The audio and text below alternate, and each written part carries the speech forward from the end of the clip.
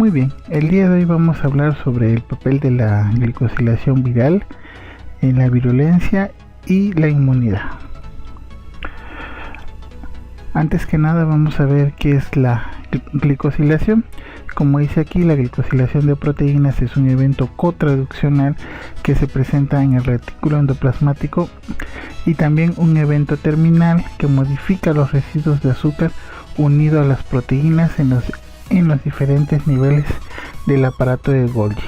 Este fenómeno, la glicosilación, juega un papel importante en el transporte y destino de las proteínas a las que se le añaden residuos sacarídicos, pero también se ha observado que tiene importancia por los oligosacáridos que finalmente quedan expresados en la superficie celular. Tenemos dos tipos de glicosilación principalmente, aunque existen muchas más, pero para el fin de este video vamos a hablar de la N-glicosilación y la O-glicosilación. La N-glicosilación, como dice por aquí, los N-glicanos generalmente presentan una N-acetilglucosamina, GluCNAC, unidas paragina, y los N-glicanos presentes en las glicoproteínas se clasifican en tres grandes grupos: los N-glicanos con alto contenido de manosa, los cuales son muy comunes en proteínas con diversos orígenes y también distintas funciones, y son intermediarios para otro tipo de estructuras N-glicosiladas más complejas, las estructuras del tipo lactosamínico, las cuales tienen principalmente este disacárido que es gal beta 1,3-glucnac.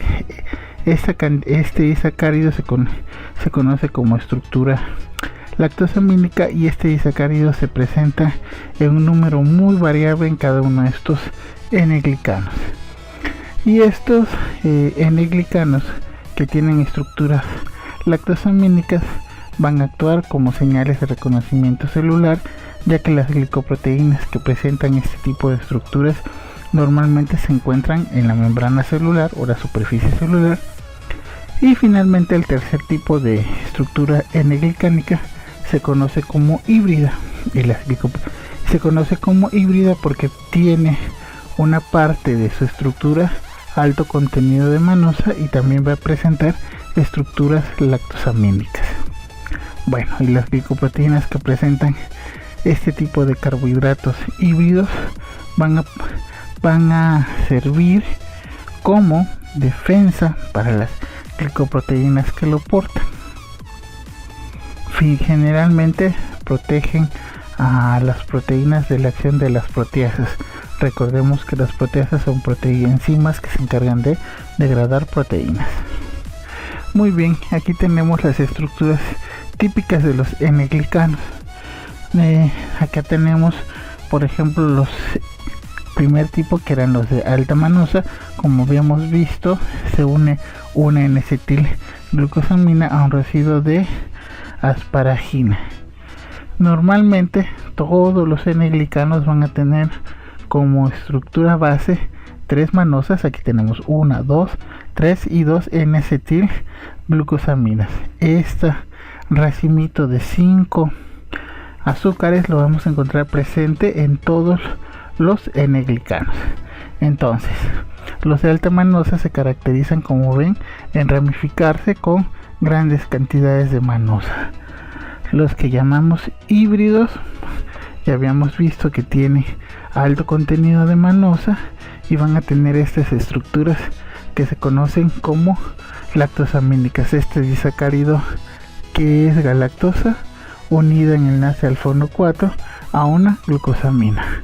Acá tenemos entonces los complejos, y los complejos son aquellos N-glicanos que tienen una gran cantidad de estructuras lactosamínicas. Aquí las podemos apreciar. Básicamente estos son los tres tipos de N-glicanos que podemos encontrar presentes en las glicoproteínas de membrana celular y de aquellas que se encuentran formando parte de las membranas celulares de distintos organelos. Este es un tema algo complejo, este es un pequeño introducción a lo que son los sistemas de glicosilación de proteínas. Obviamente podemos dedicar un video exclusivo para la N-glicosilación y otro video exclusivo para la O-glicosilación. Por lo tanto, vamos a ver de manera general que los O-glicanos poseen una N-acetil galactosamina o GalNAc unida a un residuo de aminoácidos serina o treonina, que aquí lo tenemos, serina treonina, de la cadena polipeptídica. Y aquí hay una gran diferencia entre con los N-glicanos. Los O-glicanos van a presentar una mayor variedad de estructuras debido a que cada uno de los azúcares que van a formar las estructuras oligosacarídicas son agregados por una enzima independiente. Cabe mencionar que las enzimas que agregan carbohidratos se conocen como el nombre de glicosiltransferasas. Bueno, por lo tanto se han identificado 8 secuencias consenso, de las cuales se van a derivar o diversificar el resto de estructuras O-glicánicas. Por su gran complejidad y diversidad, los O-glicanos se encuentran participando en diversas funciones, como por ejemplo van a dar la conformación de las estructuras secundarias y terciarias e inclusive cuaternarias de algunas proteínas, como es el caso de las mucinas, y además ayuda a evitar la agregación de las proteínas. Ese es un aspecto general de lo que es la O-glicosilación. Nosotros vamos a ver, estos son los núcleos consensos que habíamos visto ante la diapositiva anterior. Bueno, todo va a partir de una treonina o serina a la cual se le va a agregar una N-acetil galactosamina o GalNAc. Esto nos va a formar una estructura que se conoce como antígeno TN. A partir de este antígeno TN podemos seguir varios caminos.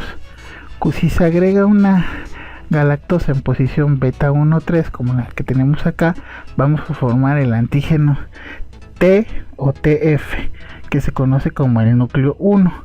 A partir de este antígeno TF, Thomsen-Friedrich, le vamos a agregar, se puede agregar por acción de una glicosiltransferasa una N-acetil glucosamina en posición 6, como lo vemos aquí, enlace beta 1,6, y nos forma el núcleo 2. Pero a partir del antígeno TN vamos a formar el núcleo 3, y esto ocurre si se agrega a la N-acetil galactosamina una N-acetil glucosamina en posición beta 1,4. El antígeno 4 o el núcleo 4, el antígeno TK, se forma por que se agrega otra N-acetil glucosamina en posición beta 1,6. Entonces aquí vamos a tener GalNAc y 2 N-acetil glucosamina beta 1, 1,3 y beta 1,6. Y es así, podemos seguir describiendo cada uno de la formación de estos O-glicanos, pero no es la finalidad del video. Quiere decirles que cada uno de estos monosacáridos que se van agregando a los distintos núcleos son agregados por una enzima única, y eso es lo que los hace complejos. Ya después de que se han sintetizado cada uno de estos núcleos, entonces estos diversos núcleos se van elongando por estructuras lactosamínicas y finalmente son terminados con ácido siálico. Es por eso que los O-glicanos son unas estructuras más complejas y que tienen distintas funciones dentro de las proteínas que los portan. Muy bien, hicimos un bosquejo muy general de lo que es la glicosilación, los dos principales tipos de glicosilación que existen de manera general, las más comunes, que eso no quiere decir que sean las únicas, existen muchos más que más adelante en otros videos iremos retomando, pero lo que nos interesa a nosotros es que ya les haya quedado claro qué es la N y la O glicosilación, por lo menos de manera general, y vamos a hablar de las glicoproteínas virales. Y recordemos que los virus utilizan las vías biosintéticas celulares para generar su material genético, para generar sus proteínas estructurales, y una de las cosas que se ha demostrado es que los virus, la mayoría, aprovechan la vía de glicosilación celular para modificar las proteínas virales. La mayoría de la evidencia reciente sobre la utilización de virus de las rutas de la glicosilación ha incluido descripciones de la unión de oligosacáridos unidos AN, es decir, que la mayoría de las glicoproteínas virales van a presentar una N-glicosilación más que una O-glicosilación. Esta modificación produce al menos 2 cambios en el ciclo de vida viral. Entonces, acuérdense que los virus, aparte de insertar su material genético para aprovechar la maquinaria de la célula que infectan para hacer nuevas copias de ellos, también están aprovechando la maquinaria de glicosilación que, recordemos, está en el retículo endoplasmático y en el aparato de Golgi.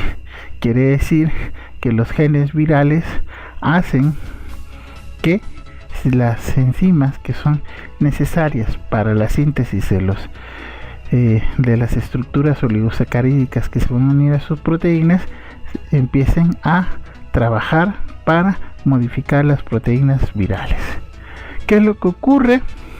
Muy bien, pues de estas 2 etapas que acabamos de ver del ciclo viral, la primera de ellas va a ser que la N-glicosilación de las proteínas de la envoltura o de la superficie puede promover el plegamiento adecuado y el posterior tráfico utilizando chaperones celulares del huésped y factores del crecimiento. Esto es muy importante porque acuérdense que las proteínas deben de tener una forma bioactiva, y que esta forma bioactiva la van a obtener a través de un plegamiento perfecto.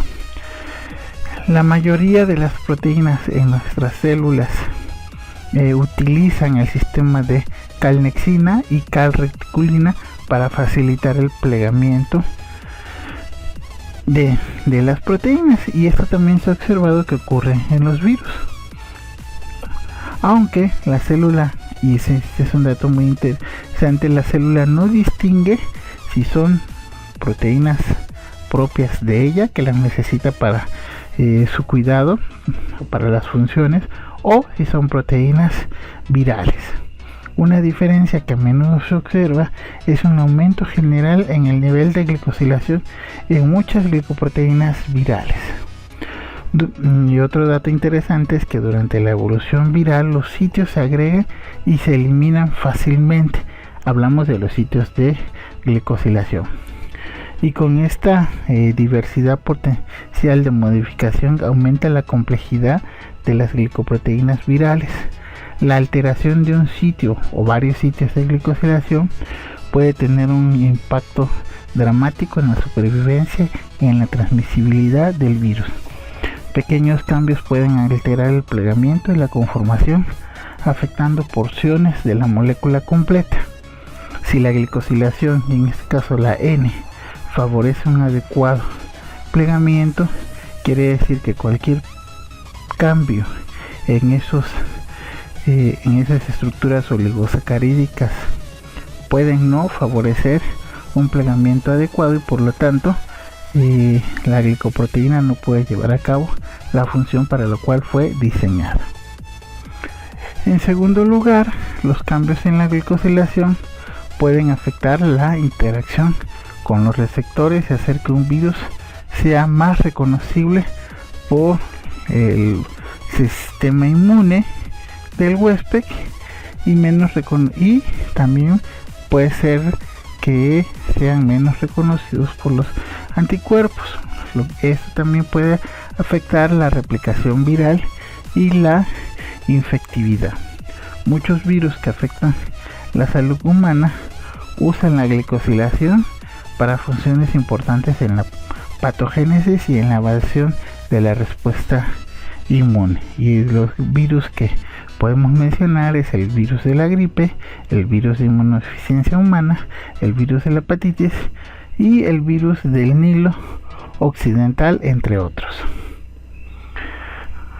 Muy bien, ahora vamos a ver algunos casos del papel de la glicosilación de algunos virus. En este caso vamos a hablar de la influenza. El virus de la influenza A es uno de los virus más estudiados con respecto a la glicosilación. Las proteínas de la superficie, que es una hemaglutinina y una neuroaminidasa, utilizan la glicosilación para una variedad de funciones importantes como la unión al receptor, la infectividad, la liberación del virus y la neurovirulencia. La hemaglutinina es una glicoproteína de la superficie que se encuentra en la envoltura del virus de la gripe y va a facilitar la unión y la entrada en las células huésped a través de interacciones con receptores que van a presentar ácido ciálico o cialilados. La hemaglutinina se somete o presenta una glicosilación postraduccional dependiente de la célula huésped, que es crucial para el correcto plegamiento y tráfico de la molécula durante la infección. Todas las moléculas de hemaglutinina están glicosiladas en diversos grados y la conservación entre cepas y subtipos generalmente no se observa. Esto le empieza a dar una gran variedad de patrones de glicosilación a las distintas cepas y subtipos de influenza. Se ha descrito que el número de sitios que son potencialmente glicosilables, es decir, que pueden sufrir N-glicosilación, va entre 5 y 11 sitios, con la mayoría de estos sitios que residen en la cabeza globular de la molécula, es decir, en la parte superior. Por ejemplo, en la influenza H3N2 humana se han introducido sitios adicionales en los últimos 30 años que aumentan el potencial de glicosilación elevada. Es decir, este virus durante 30 años, a través del pase por distintas células, ha aumentado los sitios de glicosilación. Esto quiere decir que para la influenza H3N2 la glicosilación es una parte importante para su proceso de infección. Por ahora vamos a ver el virus de inmunodeficiencia humana. El virus de inmunodeficiencia humana es un virus altamente mutagénico y variable que contiene una cantidad enorme de subtipos. La proteína que se encuentra en la superficie o proteína o en la membrana celular, que es una glicoproteína 120, es una de las proteínas más glicosiladas en la naturaleza, con muchas con N-glicanos que van a tener un gran contenido de mannusas. Debido a que la glicosilación es importante para la bioactividad de muchas proteínas, se ha explorado la sugerencia de que los carbohidratos de superficie en las moléculas de la glicoproteína 120 tienen un papel directo en la interacción entre la glicoproteína y el receptor CD4. Los primeros estudios sugirieron que la pérdida de la parte glicánica disminuye la unión del virus a CD4, pero no elimina la interacción. Como consecuencia de la interacción reducida con el CD4, la infectividad celular y la citopática también se reducen, sin comprometer mucho la replicación o la capacidad del huésped para infectarse. Estudios más recientes se han centrado en definir el papel que tiene la glicosilación en la supervivencia del virus de inmunodeficiencia humana y la evasión a la respuesta inmune. Un análisis de secuencias globales de la glicoproteína 120 del virus de inmunodeficiencia humana mostró que la molécula tenía un rango de posibles sitios de glucosilación a N-glicanos entre 18 y 33, con un promedio de 25. Y esto nos refuerza la idea de que los N-glicanos son muy importantes para la supervivencia, al menos del virus de inmunodeficiencia humana, y para su capacidad de interactuar con el CD4.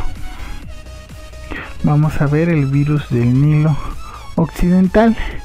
El virus del Nilo occidental se ha convertido recientemente en un patógeno de interés mundial. La proteína que se encuentra en la membrana del virus del Nilo occidental tiene un papel importante en el proceso de replicación y maduración del virus. La proteína E de la envoltura del flavivirus está involucrada en varias actividades biológicas, incluida la unión a receptor, la fusión de membrana y el ensamblaje del virus.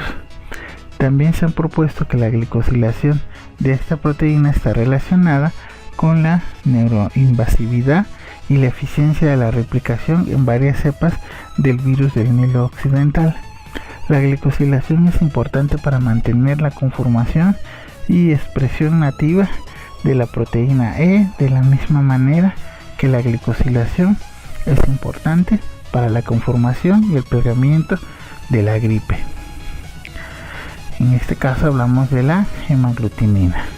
Como ya habíamos visto, entonces la proteína E y la hemaglutinina son dos proteínas que son muy importantes para la supervivencia de tanto del virus de la influenza como del virus del Nilo occidental. Un papel adicional para la glicosilación en la infectividad y el ensamblaje de las proteínas de los viriones del virus del Nilo occidental, que existen dos proteínas, la E y la PRM, que están glicosiladas y afectan la eficiencia de la liberación del virus y posteriormente las infecciones, de una manera que depende tanto del tipo celular como de la especie. La eliminación de la glicosilación en las proteínas PRM o E da como resultado una disminución de la liberación de las partículas subvirales.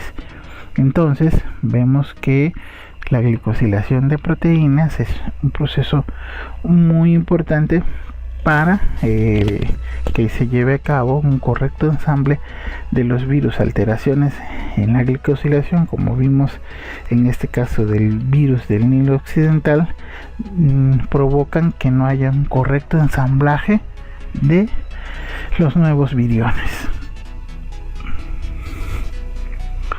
Muy bien, como vimos, la glicosilación tiene un papel muy importante en la estructura de glicoproteínas que son de vital importancia para que los virus puedan infectar células.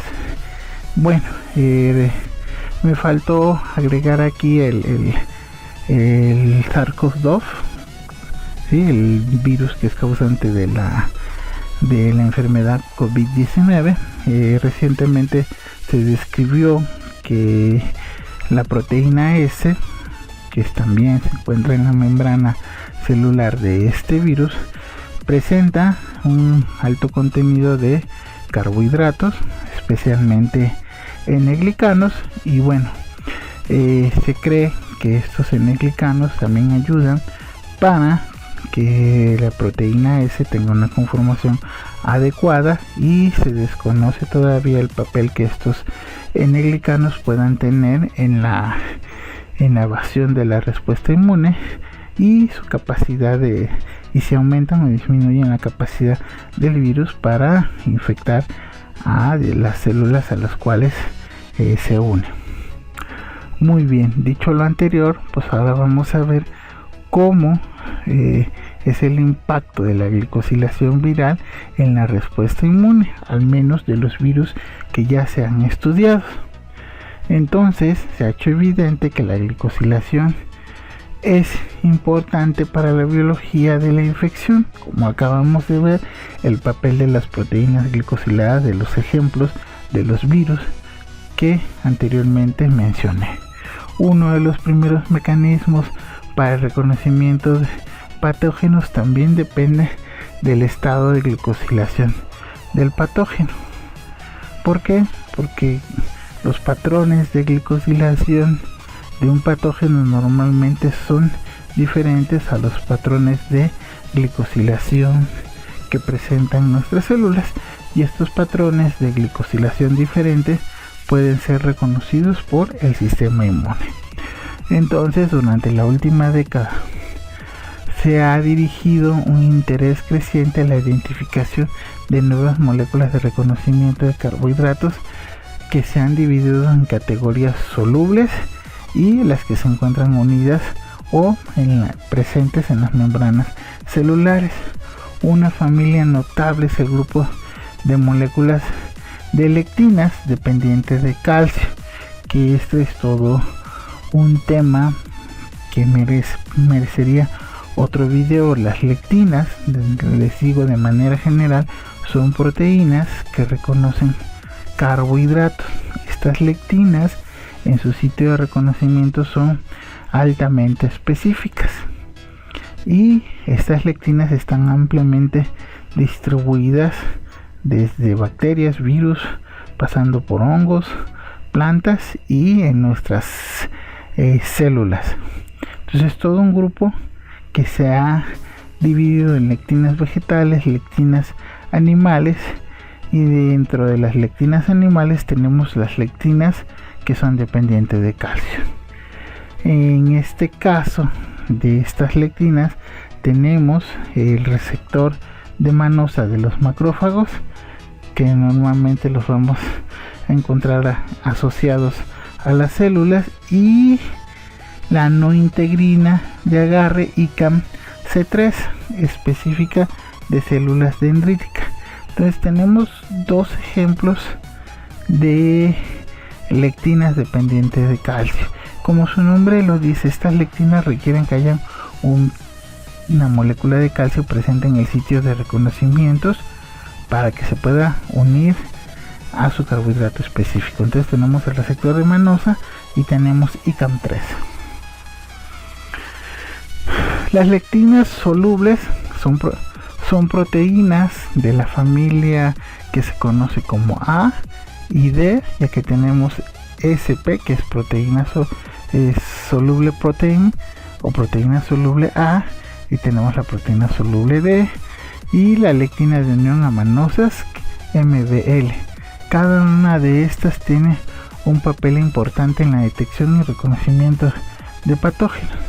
Dentro del sistema inmune se ha demostrado que estas lectinas de tipo C participan como moléculas de reconocimiento de patógenos y receptores de adhesión. Normalmente estas moléculas participarían en la eliminación de patógenos, pero varios virus las han utilizado como vehículos de unión y de entrada. Quiere decir que de una u otra forma los virus han aprovechado el reconocimiento de sus carbohidratos para poder invadir a esas células. Muy bien, y aquí tenemos ejemplos de qué es lo que ocurre. Aquí tenemos el virus de inmunodeficiencia humana y tenemos el virus de la influenza, ambos con sus glicoproteínas de membrana. Acá las tenemos, y que van a tener una interacción con un dominio de carbohidrato en una lectina. Y aquí tenemos la célula, acá tenemos una proteína, esta proteína es una lectina, y esta lectina puede reconocer los carbohidratos presentes en estos virus. ¿Qué va a ocurrir? Que estos virus aprovechan La unión de sus carbohidratos de superficie a estas proteínas tipo lectina y favorece la entrada de los virus a las células.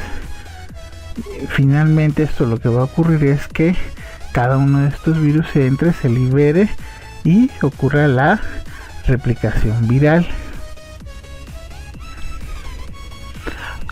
Acá tenemos, por ejemplo, un mecanismo de bloqueo. En este caso tenemos el virus de la influenza y tenemos lectinas solubles. Estas lectinas solubles, que en este caso es la SPD, van a interactuar con los glicanos presentes en la superficie del virus, y esto impide que este virus entonces reconozca a su receptor, o también puede favorecer que el sistema inmune reconozca a estas lectinas solubles, lo que va a favorecer su internación, que se internen y que se degraden. Pero este es en el caso de que haya lectinas solubles que se unan a las proteínas virales y que sean reconocidas estas lectinas por receptores presentes en células del sistema inmune, lo que va a favorecer la degradación de los virus. Acá, por ejemplo, tenemos el mismo papel, nada más que acá tenemos la proteína SPD, que va a reconocer los carbohidratos presentes en las glicoproteínas de los virus, que sean ricos en alta manosa y que sean híbridos, y va a favorecer otra vez su internalización y su degradación. Entonces también tenemos que hay un reconocimiento por varias lectinas. En este caso estamos hablando de la lectina MMR, que también es soluble, que va a reconocer a la glicoproteína GP120 presente en la membrana del virus de inmunodeficiencia humana. Estas lectinas solubles bloquean la interacción de el virus con sus receptores celulares y por lo tanto pueden evitar la internalización de estos virus y evitar la replicación viral. Aquí, de manera resumida, vamos a tener varias funciones que hacen los virus, ¿no? El papel de los carbohidratos presentes en la superficie de los virus y qué ocasiona.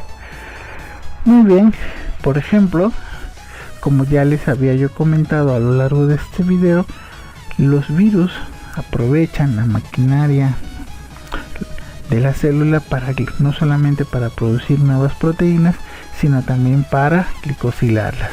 Resumiendo, la glicosilación se da en el retículo endoplasmático y en el aparato de Golgi. Tenemos dos tipos principales, la N y la O glicosilación. Particularmente los virus glicosilan sus proteínas a través de un proceso que se conoce como N-glicosilación. Entonces tenemos las glicoproteínas virales, que ya adquirieron su estructura tridimensional bioactiva, que se van a unir a las nuevas partículas virales. Los virus normalmente van a salir y van a tener distintos caminos.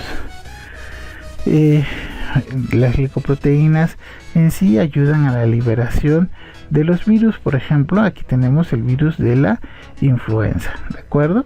Entonces, ya con un correcto plegamiento y una correcta glicosilación y un correcto ensamblaje de la partícula viral, entonces puede ser liberada de la célula. También tenemos un mecanismo de evasión del sistema inmune. Entonces, ¿qué van a hacer? Los virus pues van a utilizar un escudo de glicoproteínas. Quiere decir que estos patrones de glicosilación presentes en la superficie viral no van a ser reconocidos por el sistema inmune. Entonces aquí tenemos el virus, uno de los ejemplos es el virus de la inmunodeficiencia humana, el ébola. Otra forma que tienen los virus para evadir el sistema inmune es que los carbohidratos presentes en las glicoproteínas virales se mimetizan, es decir, se parecen a carbohidratos que están presentes en la superficie de nuestras células, y por lo tanto el sistema inmune no los reconoce como ajenos, y esto va a provocar un escudo de carbohidratos. Acá tenemos como ejemplo el virus de inmunodeficiencia humana, el ébola, tenemos la influenza y tenemos los coronavirus. Esta también podría ser una nueva forma en la cual el nuevo coronavirus o el SARS-CoV-2 podría evadir al sistema inmune.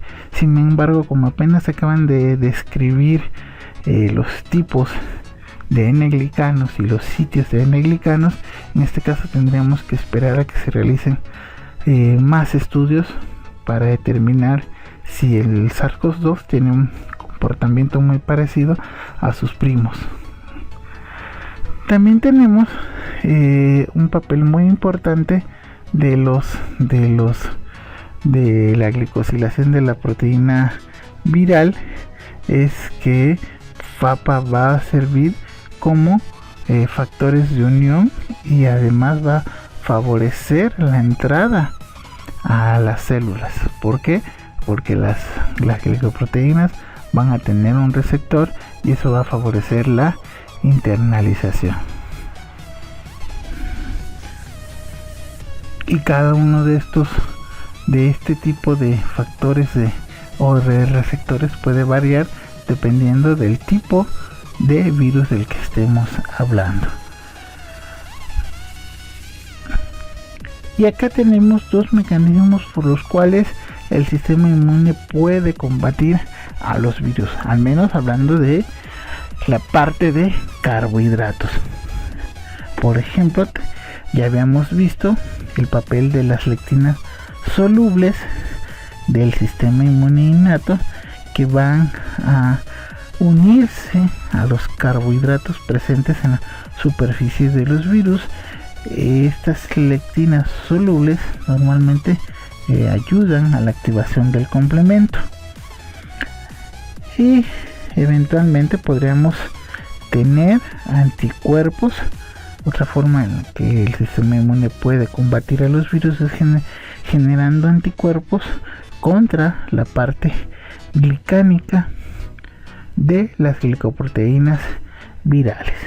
En este caso, otra vez tenemos como ejemplo el virus de inmunodeficiencia humana. En este caso son anticuerpos específicos para los carbohidratos presentes en las glicoproteínas. Finalmente, acá tenemos de manera general varias proteínas que son, como ya hemos visto, son glicosiladas y que tienen un papel importante, ya sea para la evasión del sistema hacia el sistema inmune o para ayudar a los virus a entrar a las células. Todas estas proteínas que tenemos acá son las proteínas principales y responsables de los mecanismos patogénicos, y como vemos, todo lo que vemos en azul son glicanos. Entonces estas proteínas están altamente glicosiladas. Por ejemplo, tenemos esta glicoproteína del virus Lassa, tenemos la glicoproteína del virus ébola, tenemos el de la lama-glutinina de la influenza. Acá está, como habíamos visto, la parte globular es la que se encuentra altamente glicosilada. Todos estos carbohidratos que observamos aquí son N-glicanos.